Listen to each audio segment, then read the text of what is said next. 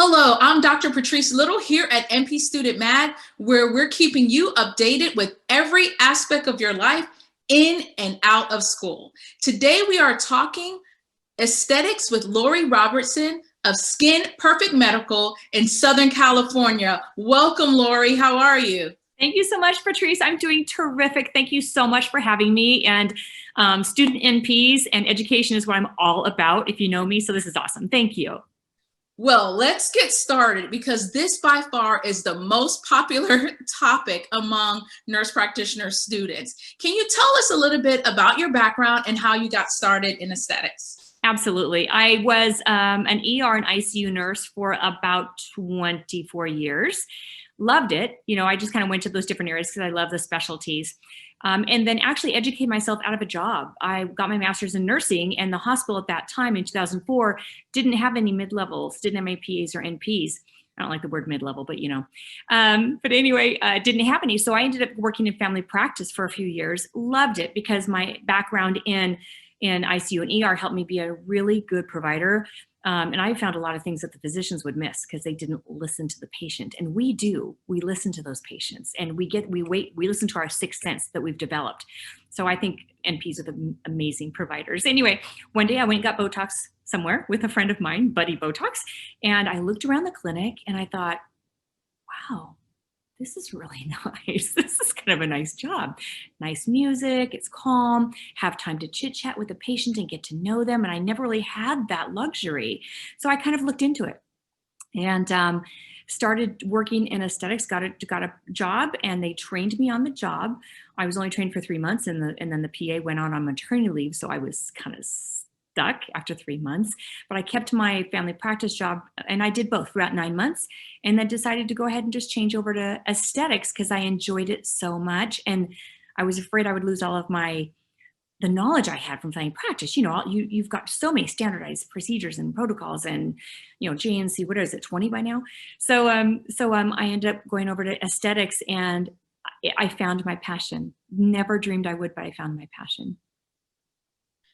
And one of the things about that is the route that you took. And as far as that, most people do not understand that there's a story behind many people who pursue their passion. It's one of those things that when it happens, it's like a eureka moment. It's a aha moment. Mm-hmm. Can you just walk us through what the day in the life is like as far as your role in aesthetics and what type of services you offer? Well, generally, I keep plenty of time for my patients because I still enjoy the luxury of getting to know them and really listening to them. So my patients, I have them between every half hour to 45 minutes. I do the neuromodulators, which include the Botox, Dysport, Xeomin, and Jeuveau, the ones that are the ones that help relax muscles. I do the dermal fillers, which have to do with I use a lot of the Galderma products, so mostly the dermal fillers, which are the hyaluronic acid fillers, biostimulants like Sculptra, things to help grow tissue and thicken the dermis. I have a lot of machines that help to do microneedling, radiofrequency microneedling, laser hair removal. We have CO2 resurfacing, so we can actually just resurface someone's skin and they look like they have a baby butt for years on end. So I kind of have different patients throughout the day. It could be a Botox or a Dysport patient. It could be a filler patient that I could do a CO2 resurfacing, and I could do, my nurse usually does the laser hair removal. We do PDO threads, do a lot of face, thread lifting and tissue lifting with that. So I kind of go from room to room and see lots of different patients each day and enjoy my patient. It's a happy place. But I do want to caution that it is not easy. It is a really long learning curve to do aesthetics. You don't take a 2-hour course and think you're safe doing it.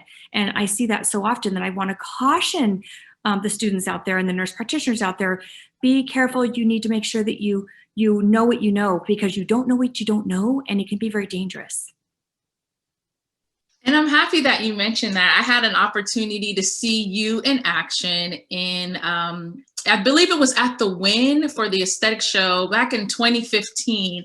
And that was when I was first introduced into aesthetics, and it was amazing. But I have to be honest, I was intimidated as far as what's the worst that could happen. Yeah. And even though I am confident in like how I care for my patients and the steps that I take with following the rules, but I'm happy you mentioned that there is a cautionary side of that. If you don't know what you don't know, and it's so important to link up with someone such as yourself who's an expert. And I believe you also offer some type of academy and where people could really get some in-depth knowledge to be aware of just how, yes, there's a beauty side of it, but there's also a side that can be really bad.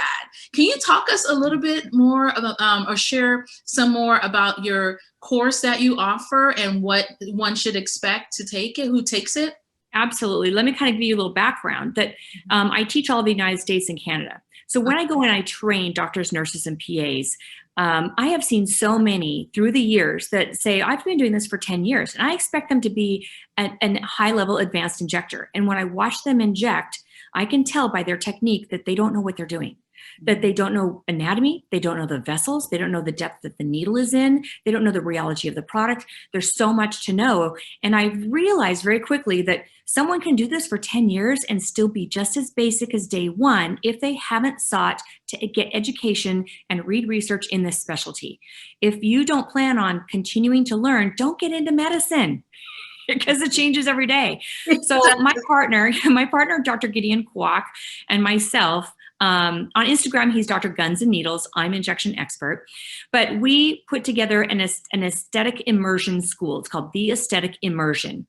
We want people to get an immersive, all-encompassing education so they will be safe. We hit anatomy hard.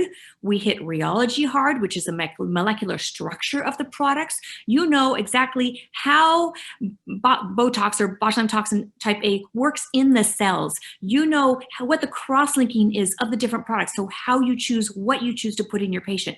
You know anatomy, not just 2D, but the depth of the vessels, so that we get out of, so that we don't get into problems with like vascular occlusions or adverse events. And then how to spot adverse events. It can happen to anybody, but it's so important to know, have a really good foundation. So we put our course online. So we have a www.theaestheticimmersion.com. You go online, and we have webinars online. So during COVID, we were able to do our entire 8-hour course, our didactic that we used to do every Saturday before we do our Sunday hands-on. We put that online. So you can buy just that course, and it's 19 modules. It's probably 8 or 9 hours long, but it is the most immersive, encompassing education in aesthetics that you could ever get, I think. I mean, we've had comments from doctors, nurses that have come to see our courses that are just amazed and so happy they took it. So it's called Foundations of Advanced Aesthetics is what the course is called. And then if people have a license in California, you can also sign up to do the hands-on in California. But the course is a prerequisite. You have to take the course, take all the tests, make sure you pass the tests, and then you can do the hands-on in California with us. Well, I want to say congratulations with that course. It sounds like it is amazing. I remember the second course I took was from another place here in Atlanta, and they did the same approach. You had to do it online, get familiar with the anatomy, and then we were able to, of course, have our models and go from there as far as the hands-on training. So one of the things I do remember in the course, because I'm trying to think back to 5 years ago, that they mentioned the importance of like having your patients or clients bring a picture of how they look in the past and kind of compare, like, okay, like I can't make you look like Kim Kardashian, but let's see where you thought you looked your best. Can you talk a little bit about that approach and why you all encourage that? Yeah, I do. I encourage them to bring pictures of past, because people forget what they looked like. And there's been a paper written on how people get a perception drift, a self-perception drift. When they start getting fillers and aesthetics, they just want more and more because they forget what they really looked like. My goal for my patients is to look at them anatomically. And this is why we have to know anatomy. We have to know facial aging. We have to know where the bone recedes, where the fat pads are lost, where the skin sags. I have to look at somebody who's 55 and go, you know what? I can tell where you had more cheek a few years ago. I can tell where you had more chin, where this is dropped, where this is dropped, where we've receded, where we've lost bone. And my goal is to know that anatomically and be able to put volume back and reshape them to where they were. I only want them to look like themselves. I don't want the Cabbage Patch doll. I want them to look like themselves. I don't want people to look at them and go, oh, you did your cheeks. I want people to look at my patients and go, wow, you look so pretty. Do you have new makeup on? Did you get your hair done? You look so good today. But they can't figure it out because the patient looks like they used to look. And that is so, so important. When I see Cabbage Patch dolls walking around, I think of two things. Patient asked for it, and the provider didn't say no because they want the money. So there's a lot of ethical lines blurred because it's a cash-based medical business.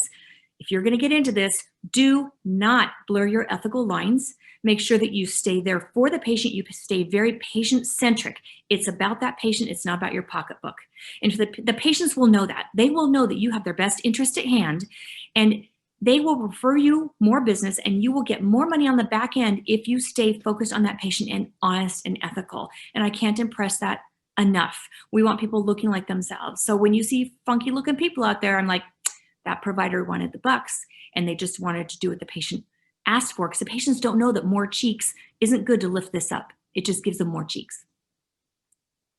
You're absolutely right. As you were illustrating that, I was picturing it in my face. I have seen that happen. And one of the things that I remember when I first started going for Botox, I was just only asking them based on just how I saw my mother was aging. Like I was saying, hey, naturally, as we age, we end up having hooding.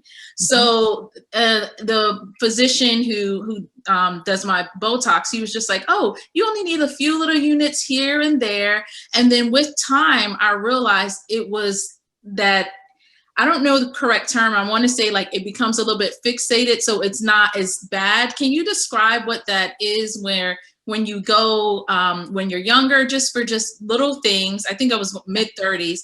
Like, what is that called where it prevents it from the actual progression? Because now I feel like I look great at 40. You look great. I'm like, and here I am like at 60 going, oh my God.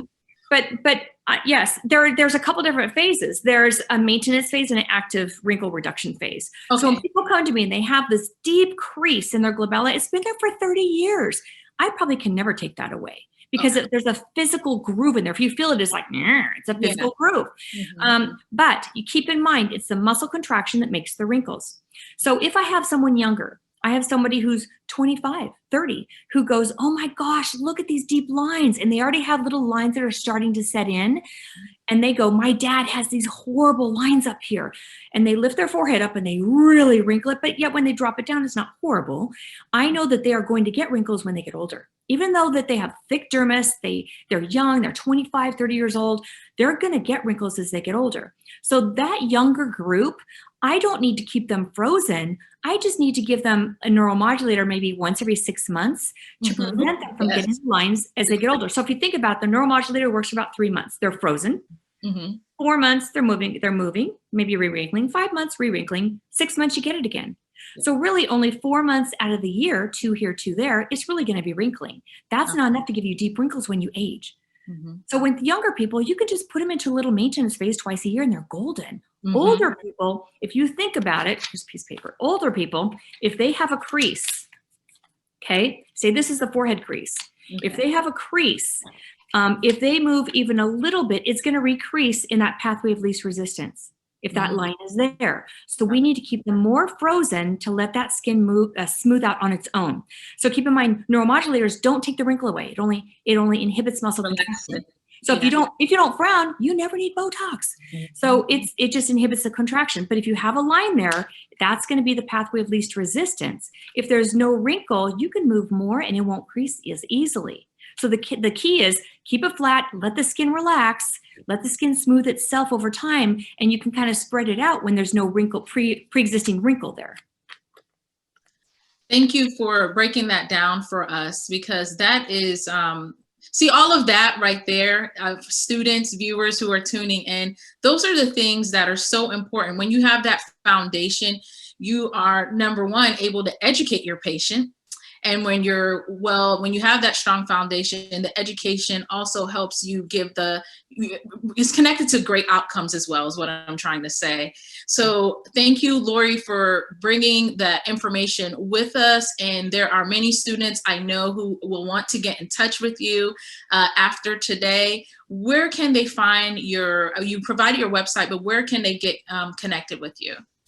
Probably the easiest way is through my website. There's on my personal website, which is LoriRobertsonNP.com. You'll see my personal website, and you can contact me through there. My phone number's on there, my website's on there, and there's a contact form on there. So I do private trainings also. So that's all in there. That's probably the easiest way to get a hold of me. Or on my Instagram @InjectionExpert, and you can contact me through that. You can DM me through that too, which is probably the easier way.